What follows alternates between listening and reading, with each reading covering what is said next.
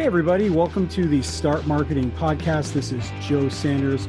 Welcome back. Today we have John Meier with us. Again, he's going to help us walk through remarketing and what that is and how you can use that to benefit your digital marketing campaigns. Before I do that, I want to break down the 5 steps that we use with our digital marketing strategy. This is a 5-step process that is in a book called Stop Posting, Start Marketing that you can find on Amazon. And we like to make sure that everybody knows exactly where we're coming from, because we're not just throwing stuff out there and see what happens. We want a strategic position when we do marketing, and that's the way that we can be successful. So for us, the 5 steps go like this. Number 1, we find the right audience. Number 2, we create the right content. Number 3, we create the right branding. 4, we have ample resources to complete our campaigns. And 5, analyzing the results to make sure that they're working. Now, we've dive into those categories in different podcasts. Those are things, if you're interested, you can go back and listen to all those and how they fit together. But today, we want to talk about something that we get asked a lot, and this has to do with remarketing. And some of you may not even know what that term remarketing means, so we're going to start with that. But so John's with us. So John, welcome to the podcast, and I'm going to throw it over to you, John. For people that don't know what remarketing is, John, what is remarketing?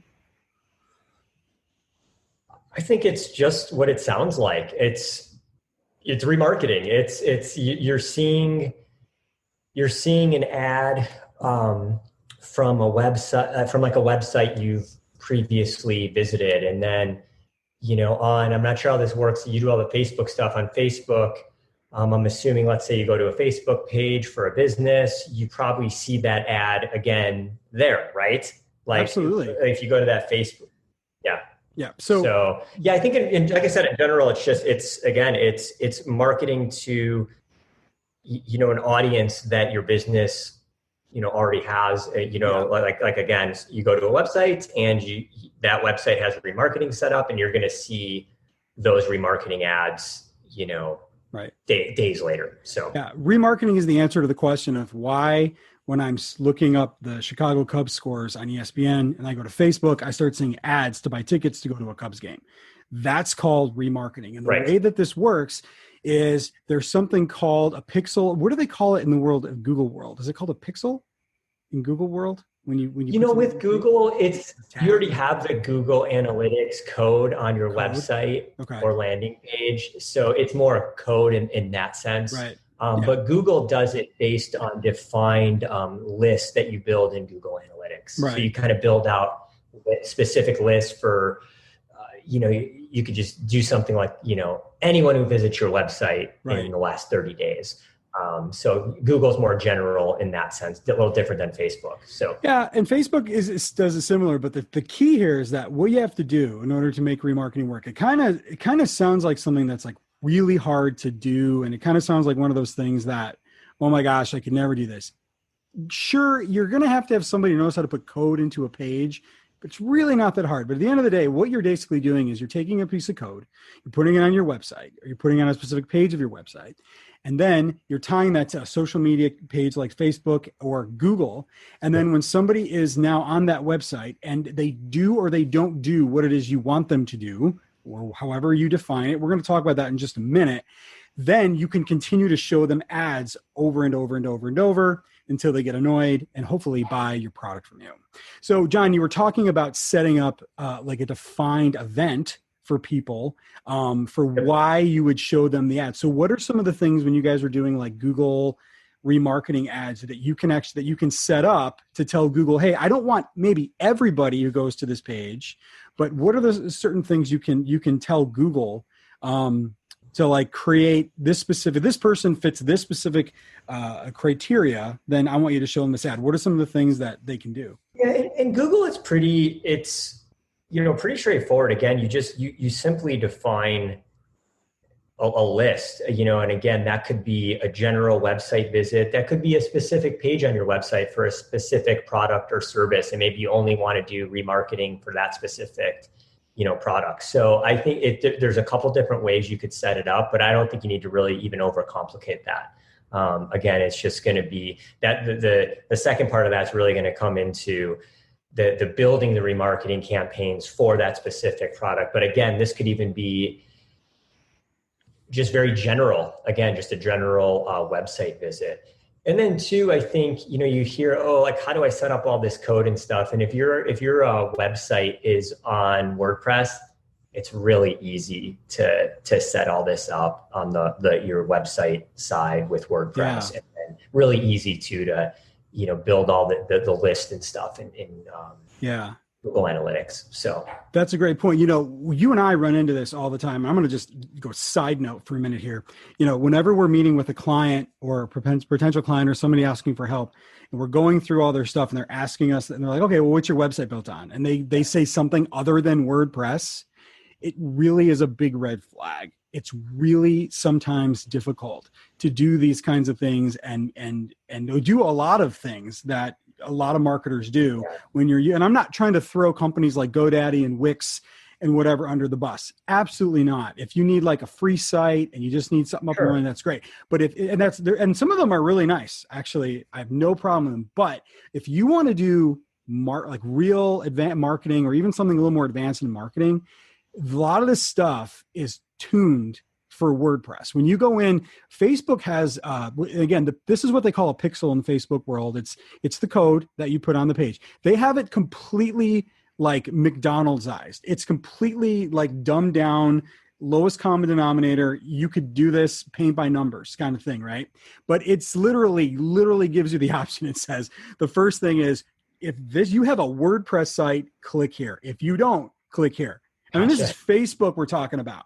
And if you have a WordPress site, you click it, you put in your email address, your developer's email address, or whoever wants to get this, they send them an email and they can do it in 5 minutes. Now, I'm sure that I've never done on Wix or GoDaddy on their sites, but I'm just saying that these tools like Google and Twitter and Facebook and Instagram, they are totally geared towards working with WordPress sites. Sure. And so I'm glad that you mentioned that, because it can save you a lot. To your other point, we don't work a lot with Wix or GoDaddy sites, but you would think that they would have an option on there to add Google Analytics code. It's a very basic thing that you should be able to do on your website. So again, I don't specifically know how to do that. You would just imagine that the option is there if you are on one of those platforms. Absolutely. So, but your rest, it's just absolutely.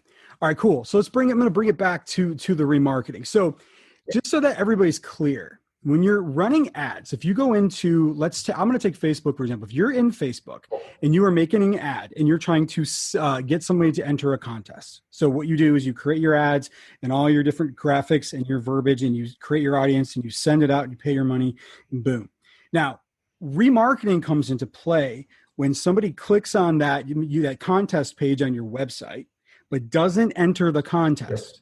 Okay. Now, what you have to do, though, and here's the next step that you have to do, you have to create another set of ads that are the remarketing ads. Okay. Because you have to think about your customer. Now, when we go through this 5 steps, we always talk about find the audience and then create the content, but the audience is first. So think about it this way. If you're trying to market somebody to enter a contest who knows nothing about the contest, you're going to have to give them a lot of information and kind of blah, blah, blah. But if they already know the contest is there, they've already been to the website, they've seen, it's a different message. You probably don't have to give them as much information as much as you're just reminding them, hey, there's 3 days left and you haven't entered the contest yet, right? That is a very dumbed down version of what remarketing really does. But yes, you do have to create a separate group of ads. Don't just create the same ones and just copy them over and say, okay, I ran these, now I'm going to remarket to these people. That's usually not the best practice. The best practice is usually to do that. And I'll take it even a step further, as I was mentioning events. So events are considered what a user does when they're on your site. What's cool about remarketing, and if you can get in a little bit into these event creations on Facebook and Google, and there are probably a plethora of YouTube videos that can show this to you, but you can set up a thing that says, if somebody clicks on your remarketing ad and then enters the contest, take them off the list, right? Because because now they've done what you've asked them to do. You don't want to continue that remarketing. Yeah. Right. So remarketing gets you a new marketing equation, right? Because the first marketing equation is, who's my audience? What's my content? What's my branding? How much do I have to spend to reach them? And how am I going to figure out if this works? Now you get to take that to the next step. where you go, okay, now they already know who I am. Now they've seen this. So now my next equation is get them to do this. And then you can create like another equation. That's how we approach this. And I'm assuming you guys similarly do this when you do Google AdWords remarketing campaigns. Yeah, I think what you just said is right on, and the right approach when thinking about remarketing. They're going to be too, in terms of campaign size, you're talking about a much smaller campaign. So you really don't need big budgets to do remarketing, because unless maybe you're a really large company that's getting, lots of website traffic and stuff like that, you really don't need a big budget to do remarketing, because you're really talking about a pretty small and defined audience. Mm-hmm. So, but again, I think what you just said about the approach to remarketing is right on. And I think that is definitely the right approach when you're thinking about it. That's a really good point about the budget, because I have seen in the ads that we've run, and we typically do this for a lot of our clients that are dealing with things where people can buy them online, like e-commerce stores and things like this. We don't use as much budget because the audience is so much smaller. But what's interesting though is we typically do pay more on a cost per click though on a remarketing, right? That's usually what we do. And the reason for that is because if it's economies of scale. If I'm marketing to 100,000 people, okay, great. Well, if I get 1,000 of those people, or let's say I get 500 of those people to click to my landing page, but they don't do what I want them to do. Well, now I'm only wanting to show these ads to these 500 people. So I'm going to pay more to show them. And when they click on, I'm going to pay more, but it's a much more, it's worth it though, because I know these people are interested already. I'm just trying to circle back and get them to do what I wanted them to do. So yeah, you don't typically need as much budget, but it's interesting. You will pay more on a cost per click or a cost per conversion, because you not only are you going to pay more for that click, you have to take into consideration you already paid for them to click on it once. And then, it's going to be more. But so when you're doing your budgets, I think it's good to remember that remarketing is going to cost more. Is that what you guys usually see too when you're doing remarketing?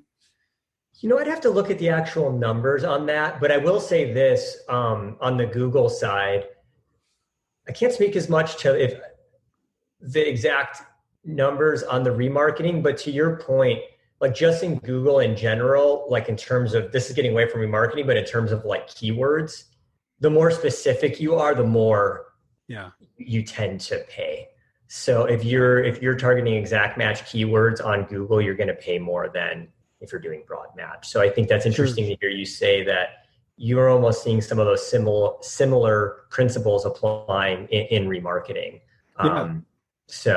Yeah, I think marketing is kind of always that way. Like, you can have this big general audience, but usually that's the wrong audience. And the smaller you make it, and you pay more, like you pay Google more, you pay Facebook more. Well, why would you? Because the reason is because they're getting all this data for you. The reason you're paying more is because they're saying, well, now, okay, do you want to market to everybody in Illinois, or do you want to break it down to 10 different things? Do you want vegetarians who live in these zip codes? Well, we had to aggregate and collect all this data.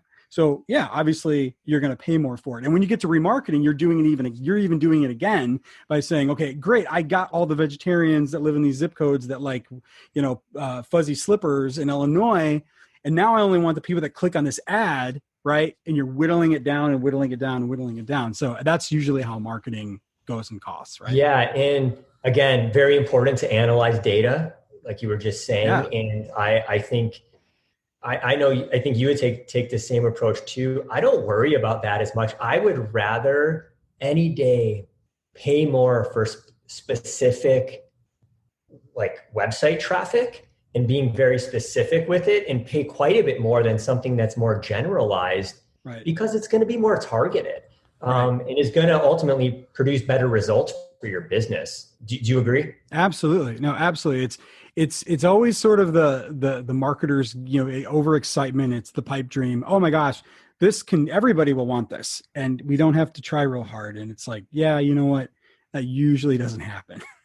Like maybe if you have, a really famous celebrity endorsing your product, you can sell it to everybody. Maybe people don't care, but for the most part, yeah, you really need to get specific traffic, and remarketing is a way to get uber specific. So we've talked. So just to recap briefly, you have to put code on your website that will talk to the site that you're the marketing off of. And what you do is you create your set of ads and you tell the site, hey, when somebody clicks on this page and doesn't fill out my form, or if somebody clicks on this page and does this or does that, you tell it that.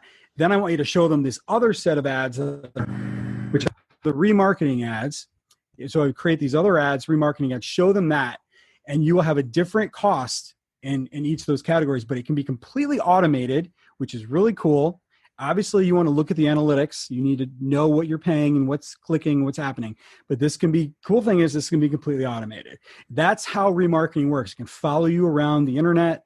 Now, I want to talk about like the why behind this, because everybody might sit out there thinking, okay, well, that's really cool, but so John, without getting really specific to industry, I would ask you straight up, would you just blanket, would you recommend remarketing to anybody who wants to do digital marketing, or would you have like a but kind of a thing? Again, keeping it general, I would say most businesses could use it, right? I think everything, and I know this is how we do it with all our clients. We look at kind of ad spends and budgets and look at the best way to allocate that. But I would say in a general sense, I think remarketing could work for most companies. What do you think? Yeah, I do too. I've seen it work. We've done it for a lot of different companies. I would say this based on experience of doing this. And I think I mentioned this earlier. I see the fruits of it more when it's a direct call, e-commerce click to buy. When it's something that I'm like, okay, like we have an online meal delivery company that you and I work with, and we run remarketing through social media sites. Why? Because we know when somebody goes to that page, they're interested, and we know that all they have to do is click that button and put their credit card information in, and they can buy it, and it's really simple. I would contrast that to a restaurant who's not selling something online. Okay, so we have the meal delivery company. Yeah, great. Click on it. Yeah, I want that. Cool. The restaurant that you have to go to, okay, like you have to drive there or walk there or whatever, remarketing will work, but it's not a direct call, because it's more of a branding awareness element. It's a very powerful branding awareness element, but it's, so I guess I would say this. Yes, I think you could use it for any company. I do think any industry, any company should set up a direct e-commerce call to action, whether that's a email address, doesn't necessarily have to be a financial transaction, so that you can really see what's happening and you can really get a conversion out of it, as opposed to just like, well, I really want everybody to know about my special, or I really want everybody to know where I'm located. Do you know what I mean? Does that make sense? Yeah. No, it does. And again, right, it's for your company, try it out, get some data, see if it works, right? I mean, that's kind of what marketing is all about, trying different things and seeing what works and optimizing campaigns. And I think, it's worth a shot, but I think the examples you gave are the right way to kind of be thinking about it. So, and remarketing is something that when clients come to us, and this is just in all honesty, it is something that we like to go to more often than not if we can. It is something we consider. It's not something that I'd say this in the realm of digital marketing, there are a few social media sites that we do not always recommend. I think Snapchat comes to mind. TikTok also comes to mind. We would always recommend Facebook and Instagram and Google My Business. I think always. LinkedIn, probably always. There are some that we don't always recommend, but sometimes work really well. I think remarketing is something that we would put in the boot of always recommending. I think we would, like you said, I think we would always recommend it. Sometimes it just takes us as the marketing team or working with the client to develop the right offer or the right product or the right event or the right system to put in place for it to work, because I think it could benefit everybody. But if your website's not set up, you don't really have anything on there to collect information, and it's kind of, yeah, you know, you don't want to spend the extra money. I guess is what I'm saying is don't spend the extra money just to spend it, you know. Really use this tool and thinking through how I could use it. That's how I approach Snapchat and TikTok. For some of my clients, it's great, but people come to us and they go, "Oh, I want to be on Snapchat." Like we had like one of our clients is like they're in the medical device business, and they wanted to be like on Snapchat. Now, okay, I could be totally wrong. Like maybe I'm just out of my mind, don't know what I'm talking about, but that's not where my head went. And I'm thinking to myself, okay, that's probably not something we're going to, you know, spend a lot of time or energy on fixing it up, getting it ready. But remarketing for them, we're like, hey, this is a tool we could actually really use that would really help grow your business and market your stuff. So that's kind of, and then I think you're probably the same way. If it, you know, always sort of keeping remarketing as an option, but sometimes just having to work a little harder to make it work. Sure. No, I think, yeah, you want to have your baseline stuff set up, and you're right that remarketing is more specific. Sure. Could you be general with it? But you're totally right. It's more ideal probably to be specific with your remarketing. Yeah. And it's something that definitely takes, you know, maybe more thought and strategy versus, I don't want to say versus like a regular Google ad campaign or a regular, you know, just general marketing campaign, but because those take thought and strategy too. But I definitely think that you got to be intentional with it. So absolutely. Great. Well, hey, John, I appreciate you being on again to talk about remarketing. Guys, I hope this has been helpful. If you need any more information, if there's questions you have, please visit relevantelephant.net. Send us a message. Find us on social media. Shoot us a message on there. We'd be more than happy to answer your questions for you. If there's something we can help you out with remarketing or otherwise. Please subscribe to our podcast. I'm sure there's a button somewhere where you're sitting looking at your podcast where you can subscribe. We like to put out this content as much as we possibly can. Hopefully this has been helpful. Please check out our book on Amazon, Stop Posting, Start Marketing. It breaks down the basic principles of digital marketing and how to be successful when doing all this. And stay tuned for more information and more podcasts. We're going to keep throwing this stuff out there, and hopefully you guys are enjoying it. So this is Joe for John saying thanks for listening. And as always, stop posting, start marketing.